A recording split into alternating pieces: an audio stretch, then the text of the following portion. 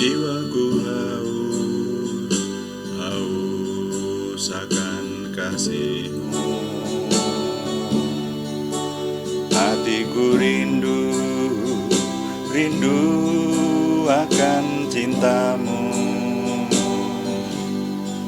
Siramilah taman hatiku yang kering ini, agar cinta-Mu bersemi di hatiku.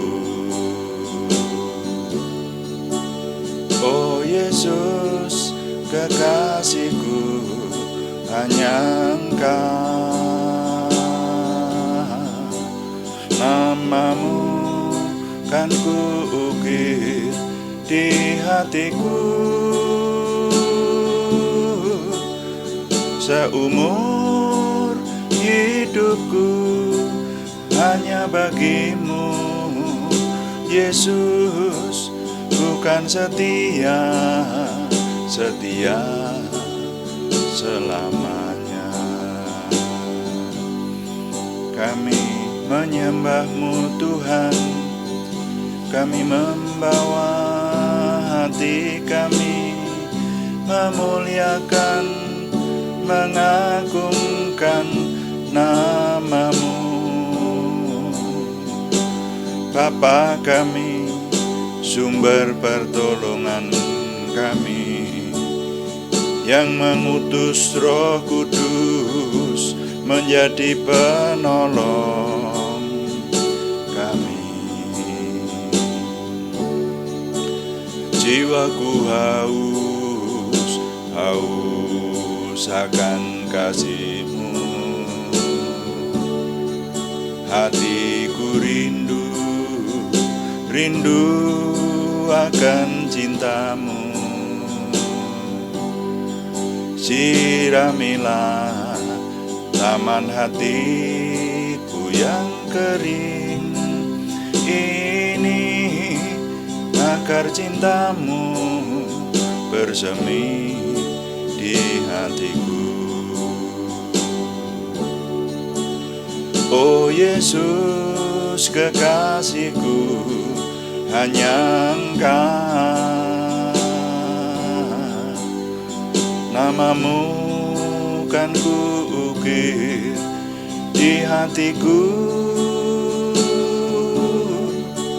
Seumur hidupku hanya bagi-Mu, Yesus. Bukan setia selamanya.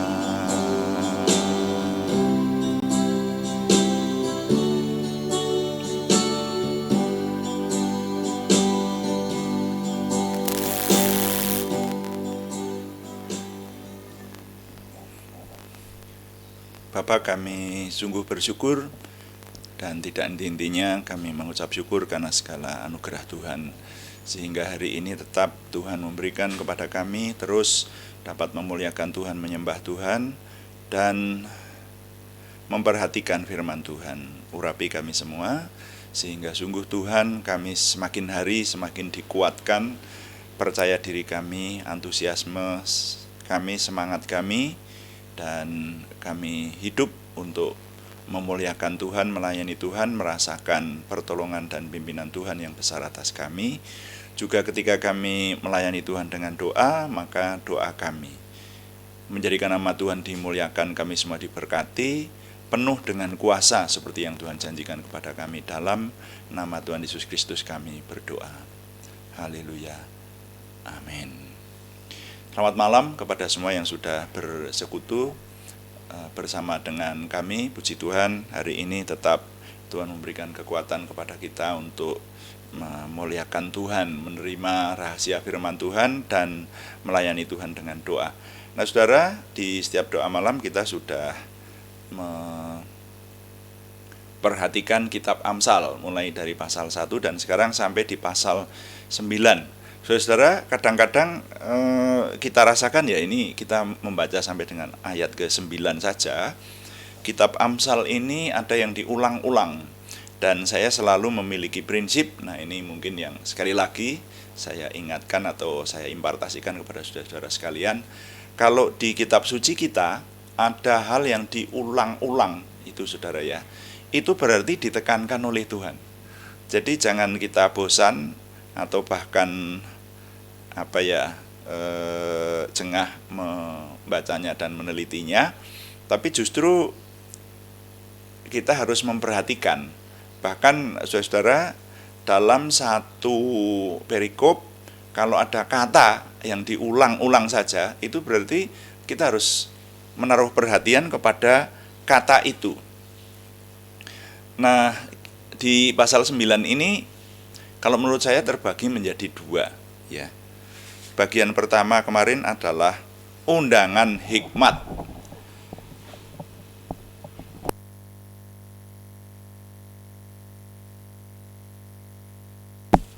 Itu di ayat 1 sampai ayat 12, saudara.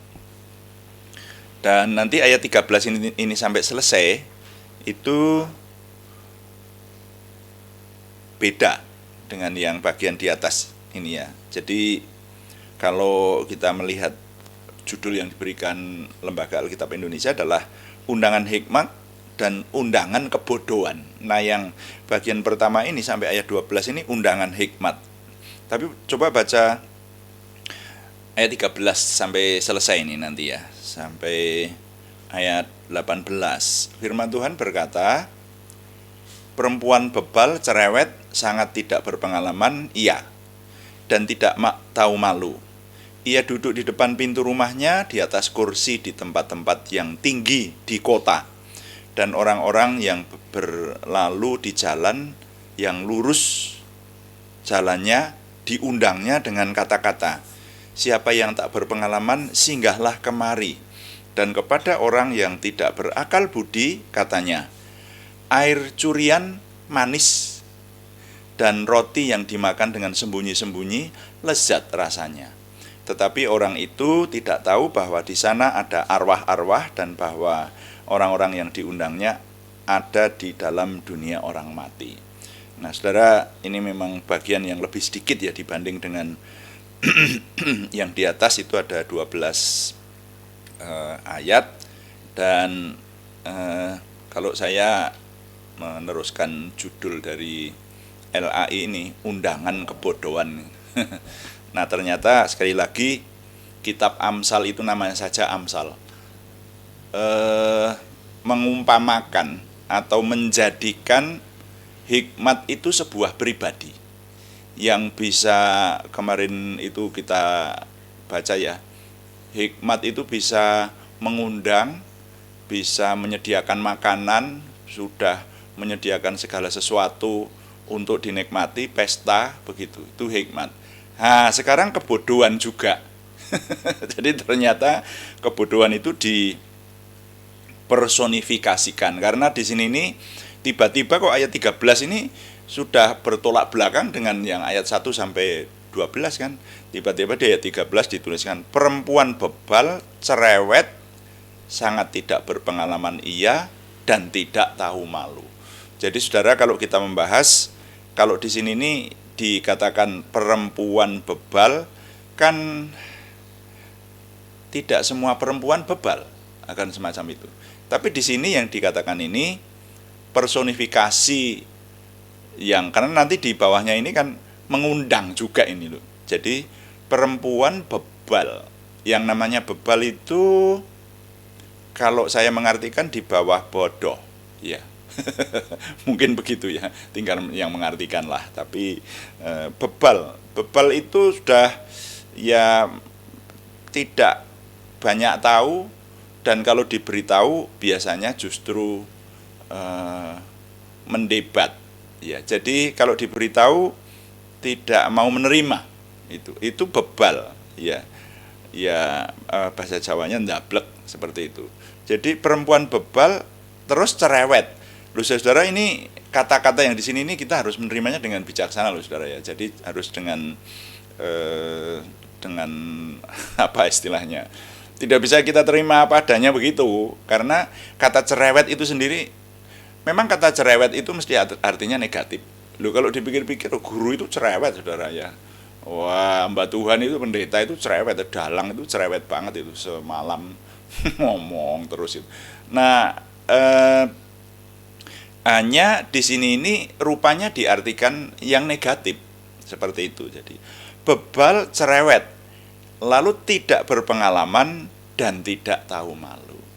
Nah ini sebuah ciri antara lain ciri kebodohan.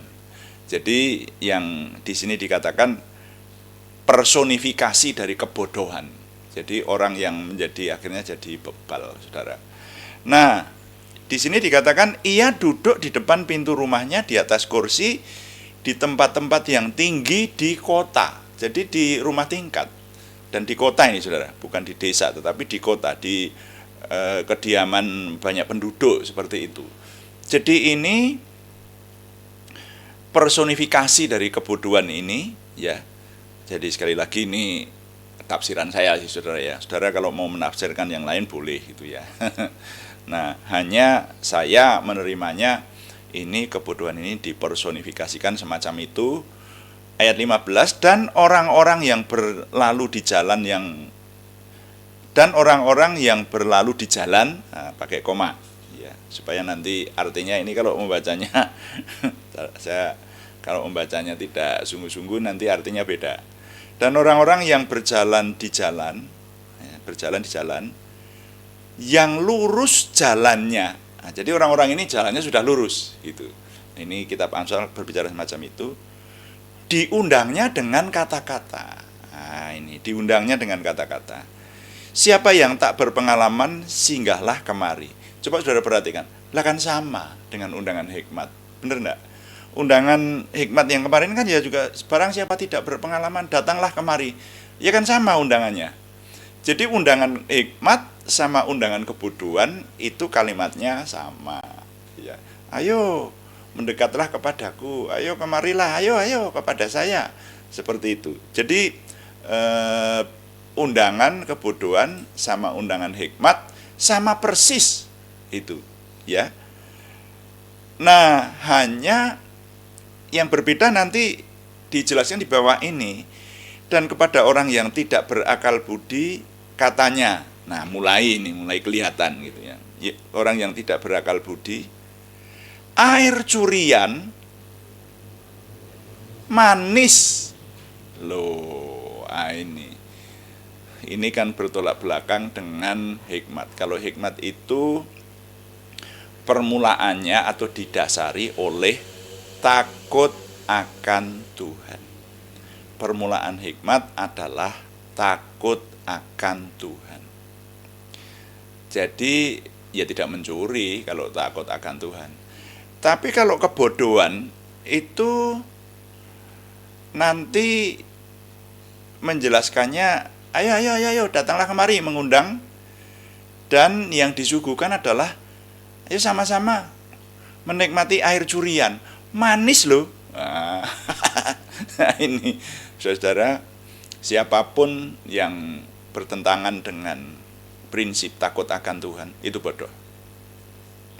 Makanya sekarang orang-orang yang mencuri, apapun bentuk pencuriannya, korupsi atau mencuri itu kan sama, ya, menggunakan yang bukan haknya untuk kepentingan secara pribadi, dimanapun itu bisa terjadi, saudara.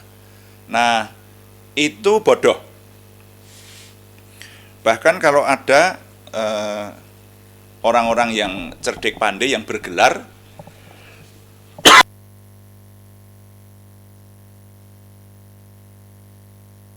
tapi kemudian melakukan yang seperti itu, sebetulnya dia tergolong yang bodoh. Saya selalu mengingat, walaupun saya ingat peristiwanya saja.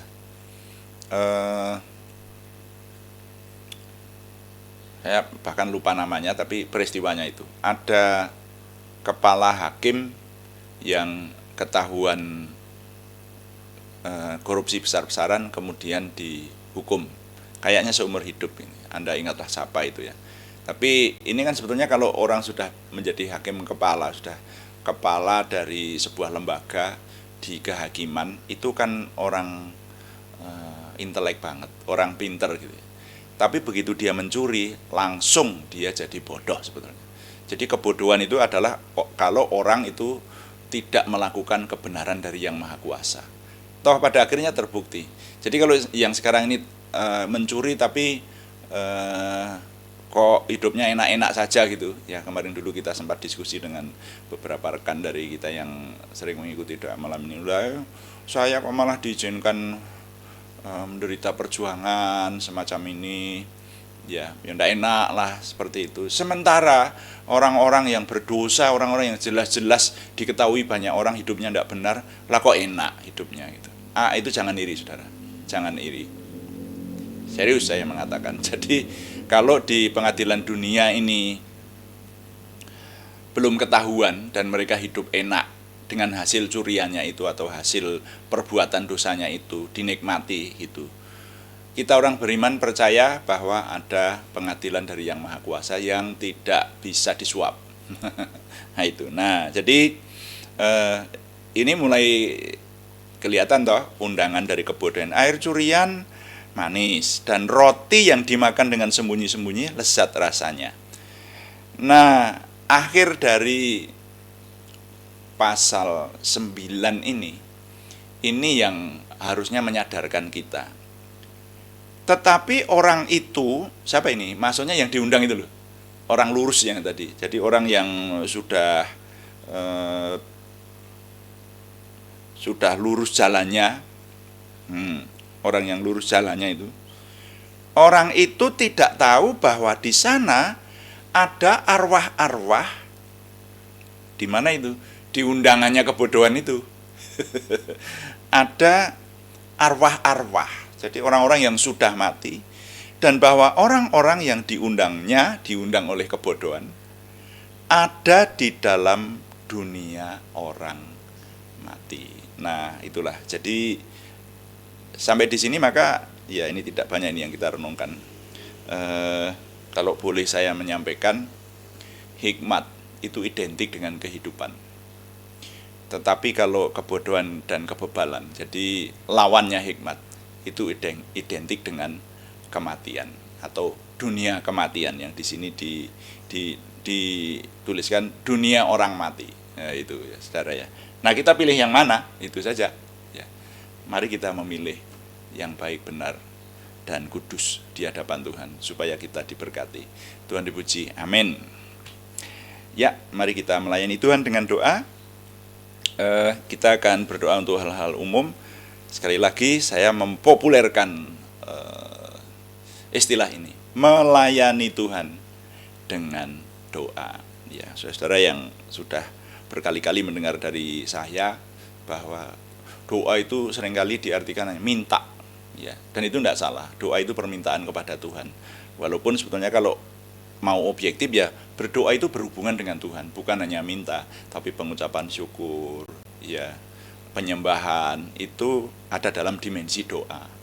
Tapi sekarang tambah satu lagi, karena ini kalau menurut saya belum lama mendapatkan istilah ini. Artinya dibandingkan dengan hidup saya yang sudah berpuluh-puluh tahun, tapi justru pada waktu usia sekarang ini saya baru mendapatkan itu, melayani Tuhan dengan doa.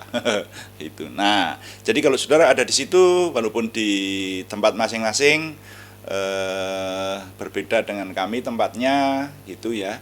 Tapi kalau menyatukan hati, kita bersama-sama melayani Tuhan dengan doa, dan yang melayani yang diberkati. Nah, kita akan menaikkan doa syafaat dan juga nanti beberapa nama yang harus kita panjatkan dalam doa supaya Tuhan tolong, khususnya yang memiliki pergumulan menyangkut masalah kesembuhan, saudara-saudara ya. Masalah kesembuhan itu masalah yang sangat penting dalam hidup seseorang. Makanya kalau ada gangguan di kesehatan itu menjadi pergumulan berat bagi orang-orang. Nah, mari kita nanti bawa di hadapan Tuhan supaya Tuhan tolong kita. Karena sumber segala kesembuhan itu hanya Tuhan. Juga ada pergumulan yang lain yang selalu kita serahkan kepada Tuhan ya. Ini saudara ini, nama-nama ini beberapa itu kontak secara pribadi dengan saya, dan saya sering tahu kondisi mereka, Sehingga kalau saya sangat merasa terbeban, saya mengajak saudara juga memiliki beban yang sama untuk memohon pertolongan Tuhan. Ya, sampai doa penutup nanti ya. Jiwaku haus, haus akan kasih-Mu.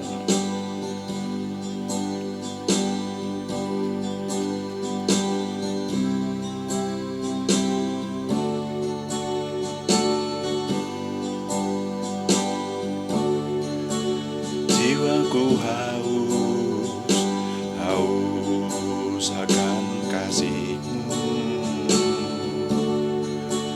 Hatiku rindu, rindu akan cinta-Mu. Siramilah taman hatiku yang kering ini, agar cinta-Mu bersemi di hatiku. Oh Yesus, kekasihku, hanya Engkau, nama-Mu kan kuukir di hatiku. Seumur hidupku hanya bagi-Mu, Yesus, ku kan setia, setia selamanya.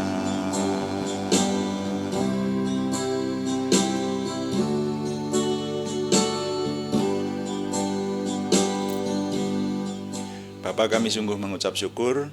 Sekarang kami melayani Tuhan dengan doa, kami naikkan doa syafaat kami Tuhan.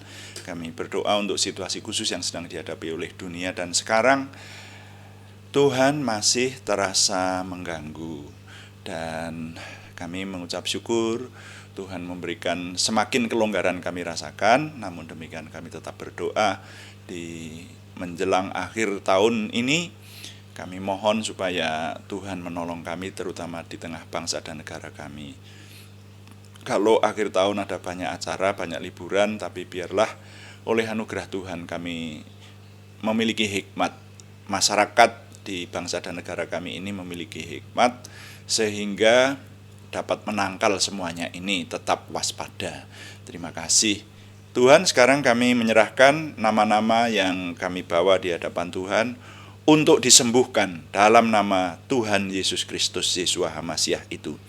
Kami menyerahkan kesempurnaan kesembuhan dari saudara kami Aryati Wirawan, saudara kami Arni Setiawati, saudara kami Elisabeth Rianawati, saudara kami Budi Suswanti, dan juga saudara kami anak Eu Prasia Livia Airlin yang sekarang masih dalam perawatan di rumah sakit. Kami mohon Tuhan yang mengingat semuanya di Purwodadi. Juga saudara kami Kristiningsih Joko Widodo, saudara kami Ibu Dewi, saudara kami anak Happy Kristiawan semuanya di Jogja, saudara kami Endah Rukmati, saudara kami anak Alek Giovanno Wibowo semuanya di Salatiga, saudara kami Edita Karyanto di Ambarawa, saudara kami Talita Rahajeng di Pemalang, dan juga saudara kami Mika Puspita Rahayu yang ada di Surakarta. Kami mohon Tuhan mengingat nama-nama yang sudah kami panjatkan di dalam doa ini ya Tuhan. Dari nama-nama ini ada yang sudah sangat lama merindukan kesembuhan dari Tuhan, baik yang sudah mengalami tindakan medis maupun yang dalam persiapan, yang dalam perawatan. Kami terus menyerahkan Tuhan yang memberikan kesembuhan semakin sempurna. Tuhan menjamahkan tangan Tuhan, menampakkan kuasa Tuhan.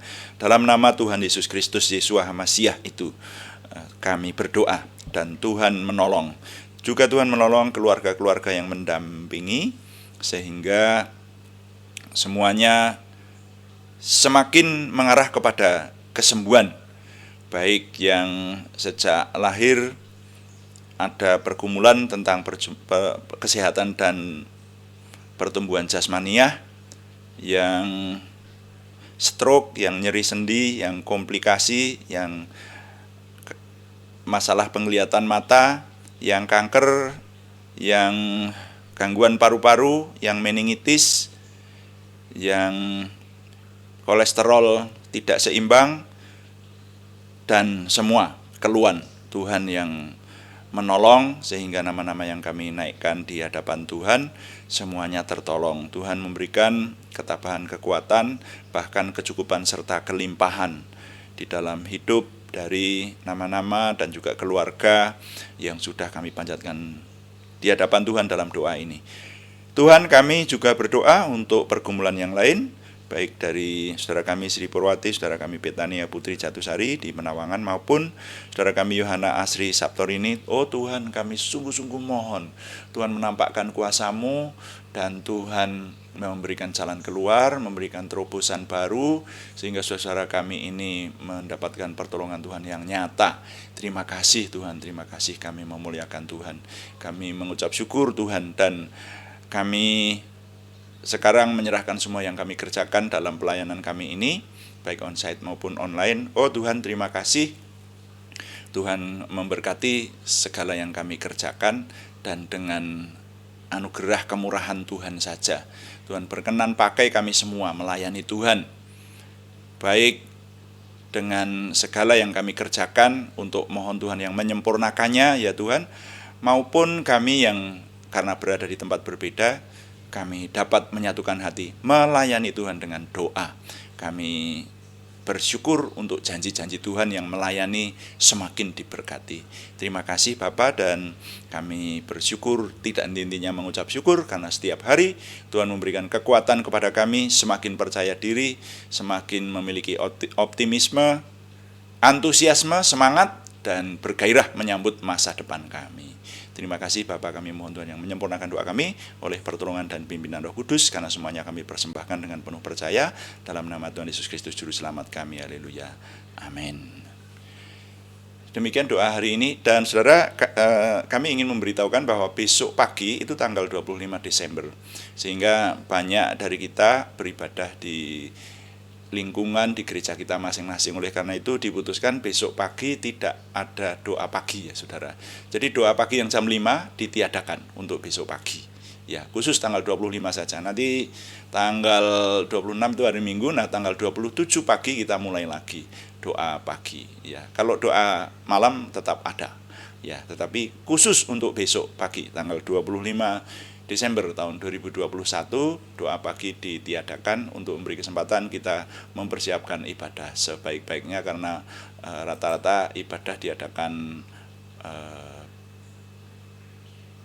diadakan pada pagi hari semacam itu. Terima kasih, Tuhan memberkati. Amin.